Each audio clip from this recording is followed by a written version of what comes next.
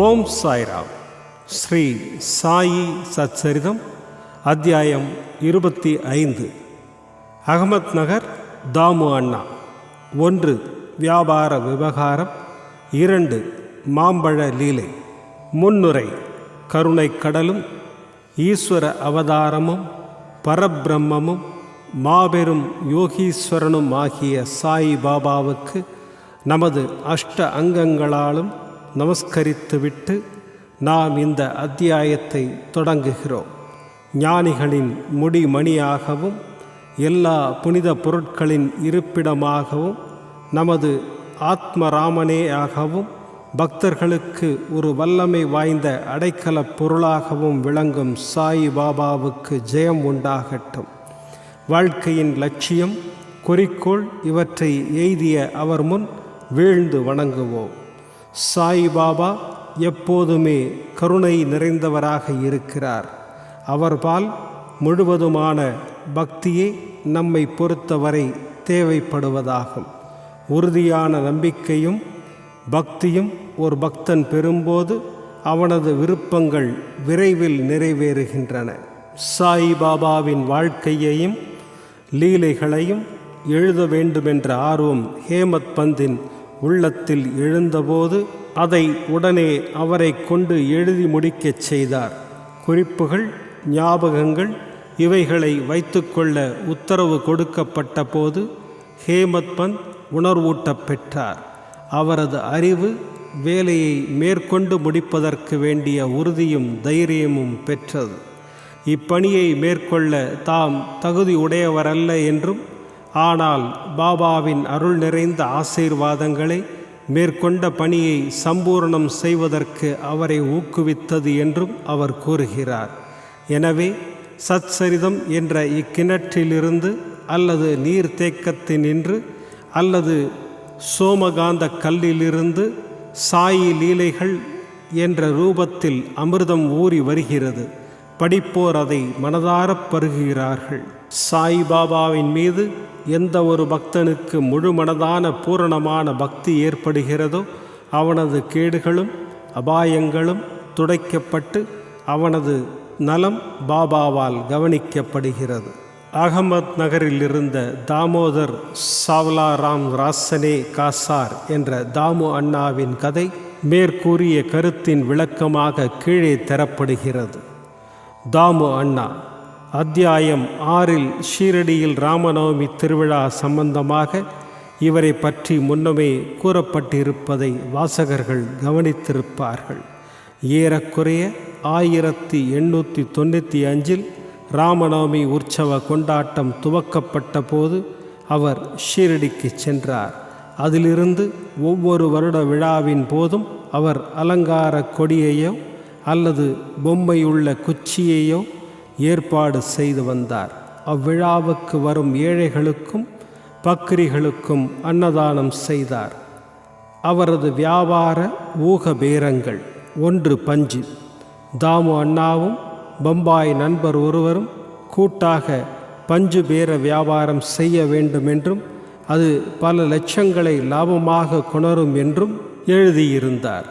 ஸ்ரீ நரசிம்ம சுவாமியிடம் 1936 தாமு அண்ணா கொடுத்த வாக்குமூலத்தின்படி பம்பாய் விவகாரம் கூட்டாளி இல்லாமல் தரகர் ஒருவரிடமிருந்து பெற்றதென்பதும் தாமு அண்ணா மட்டும் லாபம் பெறுவார் என்றும் கூறப்பட்டிருக்கிறது. வியாபாரம் நன்றாயிருக்கிறது என்றும் எவ்வித அபாயமும் இல்லை என்றும் வாய்ப்பு தவறவிடப்படக்கூடாது என்றும் தரகர் எழுதியிருந்தார். தாமு அண்ணா மனதில் ஊசலாடி கொண்டிருந்தார். இந்த விவகாரத்தில் உடனே முடிவெடுக்க அவரால் முடியவில்லை. இதை பற்றி அவர் சிந்தித்தார். அவர் பாபாவின் பக்தர். எல்லா தகவல்களையும் கொடுத்து அவர் ஷாமாவுக்கு ஒரு கடிதம் எழுதினார். இது குறித்து பாபாவை கேட்டு அவரது ஆலோசனையை எழுதும்படியும் வேண்டிக் கொண்டிருந்தார். அடுத்த நாள் கடிதம் ஷாமாவுக்கு கிடைத்தது. மத்தியானம் மசூதிக்கு வந்து அதை பாபாவின் முன் வைத்தார். ஷாமாவை விஷயம் என்னவென்று கேட்டு கடிதம் எதை பற்றியது என்று வினவினார். ஷாமா, சில விஷயங்கள் பற்றி அகமத் நகரைச் சேர்ந்த தாமு அண்ணா தங்களை கேட்க விரும்புகிறார். பாபா, அவன் என்ன எழுதுகிறான், என்ன திட்டம் போடுகிறான்? கடவுள் கொடுத்ததை கொண்டு திருப்தி அடையாமல் ஆகாயத்தை பிடிக்க முயற்சி செய்வதாக தெரிகிறது. கடிதத்தை படி. ஷியாமா, தாங்கள் இப்போது கூறியதைத்தான் இக்கடிதம் கூறுகிறது. ஓ தேவா, நீங்கள் இங்கே அமைதியாகவும் அடக்கமாகவும் அமர்ந்து கொண்டு பக்தர்களை குழம்பச் செய்து அவர்கள் அமைதியற்று தவிக்கும்போது சிலரை கடிதம் மூலமாகவும் சிலரை நேரடியாகவும் இங்கு இழுக்கிறீர்கள். கடிதத்தில் அடங்கியுள்ள விஷயம் தங்களுக்கு தெரியும் என்றால் பின் என்னை ஏன் படிக்கும்படி சொல்லி வற்புறுத்துகிறீர்கள்? பாபா, ஓ ஷியாமா, தயவு செய்து அதை படி. சந்தர்ப்பவசமாக நான் ஏதாவது பேசுவேன், அதை யார் நம்புவார்கள்? பின் ஷியாமா அக்கடிதத்தை வாசித்தார்.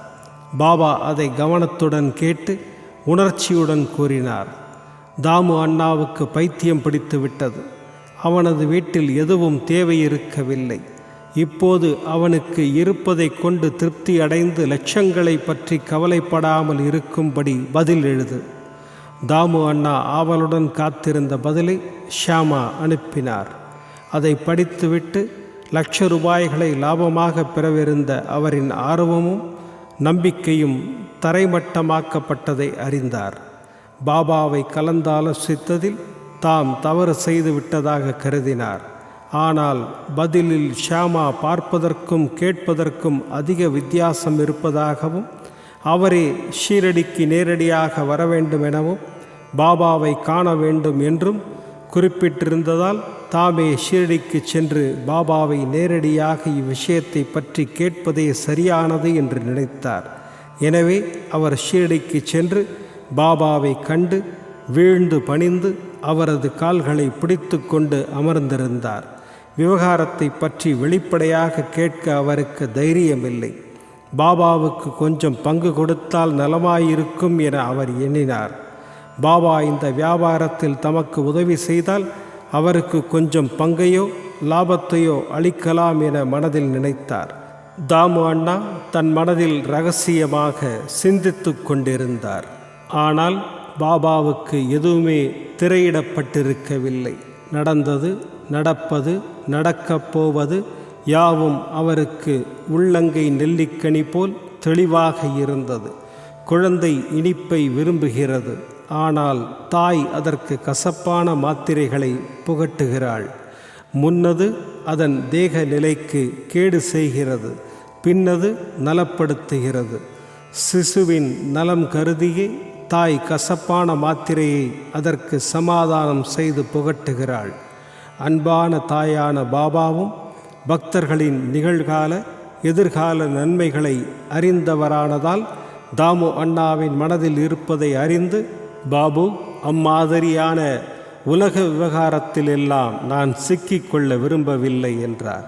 பாபாவின் சம்மதமின்மையை அறிந்த தாமு அண்ணா அந்த எண்ணத்தை கைவிட்டார். 2. தானிய வியாபாரம். பின் அவர் தானியம், அரிசி, கோதுமை, பலசரக்கு சாமான்கள் இவைகளில் வியாபாரம் செய்யலாம் என நினைத்தார். பாபா அவரின் இந்த எண்ணத்தையும் படித்து ரூபாய்க்கு 5 சேர் என வாங்கி 7 சேர் என விற்பாய் என கூறினார். எனவே இந்த வியாபாரமும் கைவிடப்பட்டது. தானிய விலையேற்றம் சில நாள் வரை இருந்தது. பாபாவின் தீர்க்க தரிசனம் பொய்யாகிவிடும் போல் தோன்றியது. ஆனால் 1-2 மாதங்களில் எங்கும் ஏராளமான மழை பெய்து விலைகளெல்லாம் திடீரென இறங்கி போய்விட்டன. எனவே தானியத்தை சேர்த்து வைத்தவர்கள் எல்லாம் நஷ்டம் அடைந்தனர். இவ்விதியிலிருந்து தாமு அண்ணா காப்பாற்றப்பட்டார். மற்றொரு வியாபாரியுடன் தரகர் நடத்திய பஞ்சு வியாபாரமும் பயங்கரமான நஷ்டம் அடைந்ததென கூறத் தேவையில்லை. பஞ்சு, தானியம் என்ற 2 வியாபாரங்களிலும் உள்ள பலத்த நஷ்டத்திலிருந்து தன்னை காப்பாற்றியதை கண்ட தாமு அண்ணாவின் நம்பிக்கை பலமடைந்து பாபாவின் உண்மை பக்தராக இன்று வரை கூட இருந்து வருகிறார். ஆம்ரலீலா, மாம்பழ அற்புதம். ஒருமுறை 300 நல்ல மாம்பழங்கள் கொண்ட ஒரு பார்சல் ஷீரடிக்கு வந்தது. அது கோவாவிலிருந்து ராலே என்ற மம்லதாரால் பாபாவுக்காக ஷியாமாவின் பேரில் அனுப்பப்பட்டு இருந்தது. அது திறக்கப்பட்டதும் எல்லா மாம்பழங்களும் நன்றாக இருந்தன. அவைகளில் 4ஐ மட்டும் தமது கோலம்பாவில் வைத்துக்கொண்டு மீதியை ஷியாமாவிடம் ஒப்படைத்தார். இந்த 4 மாம்பழமும் தாமு அண்ணாவுக்கு, அவைகள் இங்கேயே இருக்கட்டும் என்றார் பாபா. இந்த தாமு அண்ணாவுக்கு 3 மனைவிகள். முன்னரே சொல்லப்பட்ட அவருடைய வாக்குமூலத்தின்படி அவருக்கு 3 அல்ல 2 மனைவியர்தாம். அவருக்கு குழந்தை இல்லை. பல ஜோசியர்களை கலந்தும் தாமே ஜோதிடத்தை ஓரளவு கற்றும் ஒரு பாபகிரகம் தன் ஜாதகத்தில் புத்திரஸ்தானத்தில் இருப்பதால் தனக்கு குழந்தை பிறக்க வாய்ப்பில்லை என அறிந்து கொண்டார். ஆனால் பாபாவிடம் அவருக்கு பெரு நம்பிக்கை உண்டு. மாம்பழம் வந்து சேர்ந்த 2 மணி நேரத்திற்கு பின்னர் பாபாவை வணங்க அவர் ஷீரடிக்கு சென்றபோது மற்றவர்களெல்லாம் அந்த மாம்பழத்துக்காக ஏங்கினார்களே ஆயினும் அவை தாம்யாவினுடையதே. யாரை சேர வேண்டுமோ அவர் அதை உண்டு மரிக்க வேண்டும் என பாபா கூறினார். இவ்வார்த்தைகளை முதலில் தாமு அண்ணா கேட்டபோது அதிர்ச்சி அடைந்தார். ஆனால் மகள்சாபதி அவைகளை விளக்கினார். சாவு என்பது தான் என்ற அகங்காரச் சாவு ஆகும். அது பாபாவின் திருவடிகள் அருகில் நிகழ்வது ஓர் ஆசியே ஆகும். மனம் தெளிந்து தாம் பழத்தை வாங்கி சாப்பிடுவதாக தாமு கேட்டுக்கொண்டார். ஆனால் பாபா அவரிடம், நீயே தின்றுவிடாதே, உனது இளைய மனைவிக்கு இவைகளை கொடு. இந்த ஆமரலீலா அவளுக்கு 4 மகன்களையும் 4 மகள்களையும் கொடுக்கும். காலப்போக்கில் பாபாவின் மொழிகளே உண்மையாயின, ஜோசியர்களுடையது அல்ல என்றும் அறியப்பட்டது. பாபாவின் கூற்றுகளின் திறமும் பெருமையும் அவர் வாழ்நாளில்தான் நிரூபணமாயிற்று என்றால் ஆச்சரியத்திலும் ஆச்சரியம். அவர் சமாதி அடைந்த பின்பும் அது மாதிரியே நிகழ்ந்தன. நான் இறந்துவிட்ட போதிலும் என்னை நம்புங்கள். எனது சமாதியில் உள்ள எலும்புகள் உங்களுக்கு நம்பிக்கையையும் தைரியத்தையும் அளிக்கும். நான் மட்டுமல்ல, என்னிடம் முழு இதயத்தோடு சரணடைபவர்களுடன் எனது சமாதியும் பேசும், கூடச் செல்லும், தொடர்பு கொள்ளும். நான் உங்களிடத்து இல்லை என்பதாக கவலை கொள்ளாதீர்கள். எனது எலும்புகள் உங்களது நலத்தை குறித்து பேசி விவாதிப்பதை கேட்பீர்கள். ஆனால் என்னையே எப்போதும் நினைவு கூறுங்கள். உள்ளம், உயிர் இவற்றால் என்னை நம்புங்கள். அப்போதுதான் நீங்கள் மிகுந்த பலனை அடைவீர்கள் என்றார்.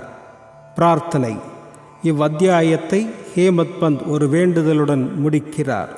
ஓ சாயி சத்குருவே, பக்தர்களின் கற்பகத் தருவே, நாங்கள் வேண்டுகிறோம். தங்கள் பாதாம்புயத்தை மறக்கவோ காணாமலோ இருக்கக்கூடாது. இச்சம்சார வாழ்க்கையில் பிறப்பு இறப்புகளால் நாங்கள் அல்லலுற்று கொண்டிருக்கிறோம். இச்சுழலிலிருந்து எங்களை இப்போது விடுவித்தருளும். எங்களது புலன்கள் ஆசைகளை தேடி ஓடுவதிலிருந்து தடுத்தருளி அந்தர்முக ஆத்ம தரிசனத்தை பெற திருப்பி விடுங்கள். புலன்களும் மனதும் இப்படி வெளியில் ஓடித் திரியும் இயல்பை தடுக்காவிடில் தடை செய்யப்படாதவரை தன்னை உணரும் நல்ல வாய்ப்பே கிடையாது. மகனோ மனைவியோ நண்பனோ இறுதியில் நமக்கு உதவுவது கிடையாது. தாங்கள் மட்டுமே எங்களுக்கு முக்தியையும் மகிழ்ச்சியையும் அளிப்பீர்கள். எங்களது விவாத பண்பையும் மற்ற பல கெடுதலான விஷயங்களையும் அறவே அழித்து விடுங்கள். தங்களது நாமத்தை உச்சரிப்பதில் எங்களது நாவுக்கு ஒரு பேராவல் ஏற்படட்டும். எங்களது நல்ல கெட்ட எண்ணங்களை எல்லாம் துரத்திவிட்டு எங்களது வீடு, உடல் இவைகளை பற்றிய உணர்வை மறக்கச் செய்து எங்களது தான் என்ற அகங்காரத்தை அழித்து விடுங்கள். எப்போதும் தங்கள் நாமத்தை நினைவு கூர்ந்து மற்ற எல்லாவற்றையும் மறந்துவிடச் செய்யுங்கள். எங்களது மனச்சலனங்களை அடக்கி அமைதி, சாந்தம் இவைகளை எங்களுக்கு அருளுங்கள். தாங்கள் எங்களை சற்றே அரவணைத்தால்தான் எங்கள் அறியாமை இருள் மறைந்து உங்கள் ஒளிபெற்ற மகிழ்வுடன் வாழ்வோம். தங்களது நல்லருளினாலும் எங்களது முந்தைய நல்வினைகளாலும் தங்களது லீலாமிர்தத்தை பருகச் செய்து ஆழ்ந்த துயிலிலிருந்து எங்களை எழுப்பிவிட்டீர்கள். குறிப்பு: முன்னரே குறிக்கப்பட்ட தாமு அண்ணாவின் வாக்குமூலத்திலிருந்து கீழ்கண்ட பகுதி கவனத்திற்கு உரியது. ஒருமுறை நான் அவர் திருவடிகளின் அருகில் மற்றவர்களுடன் அமர்ந்திருக்கும் போது எனது மனதில் 2 கேள்விகள் எழுந்தன. பாபா அவ்விரண்டிற்கும் விடையளித்தார். 1. சாய்பாபாவை சுற்றி இவ்வளவு பேர் கூடுகிறார்களே, இவர்கள் அனைவரும் அவரிடமிருந்து பலன் பெறுகிறார்களா? இதற்கு அவர் தம் வாய்மொழியிலேயே பதிலளித்தார். பூத்திருக்கும்போது அம்மரத்தை பார். எல்லா பூக்களுமே கனியாகிவிட்டால் அது எத்தகைய அற்புதமான அறுவடையாகும். ஆனால் அவ்வாறாகிறதா? பெரும்பாலானவை மலர்களாகவோ கனியாத காய்களாகவோ காற்று ஆகியவற்றால் விழுந்து விடுகின்றன. மிகச் சிலவே மிஞ்சுகின்றன. 2வது கேள்வி என்னை பற்றியதாகவும். பாபா இறக்க நேரிட்டால் எத்தகைய நம்பிக்கையற்ற நிலையில் நான் நிலை குலைவேன்? அப்போது நான் எங்கனம் வாழ்வேன்? இதற்கு பாபா நான் அவரை நினைக்கும் போதெல்லாம் எப்போதும் எங்கும் என்னுடன் இருப்பதாக பதில் கூறினார். இந்த வாக்குறுதியை அவர் 1918ஆம் ஆண்டுக்கு முன்னரும் அதற்கு பின்னரும் காப்பாற்றி கொண்டிருக்கிறார். அவர் இன்னும் என்னுடன் இருக்கிறார், இன்னும் எனக்கு வழிகாட்டுகிறார். இது 1910-11 எனது சகோதரர்கள் என்னை விட்டு பாகம் பிரிந்து போனது, எனது சகோதரி இறந்தது, ஒரு திருட்டால் போலீஸ் விசாரணை நடந்தது ஆகியவற்றால் நான் மிகவும் மனமுடைந்து இருந்தேன். எனது சகோதரியின் இறப்பால் வாழ்வில் ஈடுபாடற்று குதூகலமற்று சோர்ந்து போயிருந்த சமயம் பாபாவிடம் நான் சென்றபோது தமது உபதேசத்தால் என்னை அவர் சாந்தமாக்கினார். அப்பா குல்கர்னியின் வீட்டில் ஒரு பூரன் போலி சாப்பிடச் செய்து சந்தனம் பூசச் செய்தார். எனது வீட்டில் ஒரு திருட்டு நடந்தது. எனது 30 வருட நண்பன் என் மனைவியின் நகைப்பெட்டியை அதனுள் இருந்த ஒரு புனித மூக்கு வளையத்துடன் திருடிவிட்டான். பாபாவின் புகைப்படத்தின் முன் நான் அழுதேன். மறுநாள் அப்பெட்டியுடன் அவன் திரும்பி வந்து மன்னிக்க வேண்டினான். ஸ்ரீ சாயியை பணிக. அனைவருக்கும் சாந்தி நிலவட்டும்.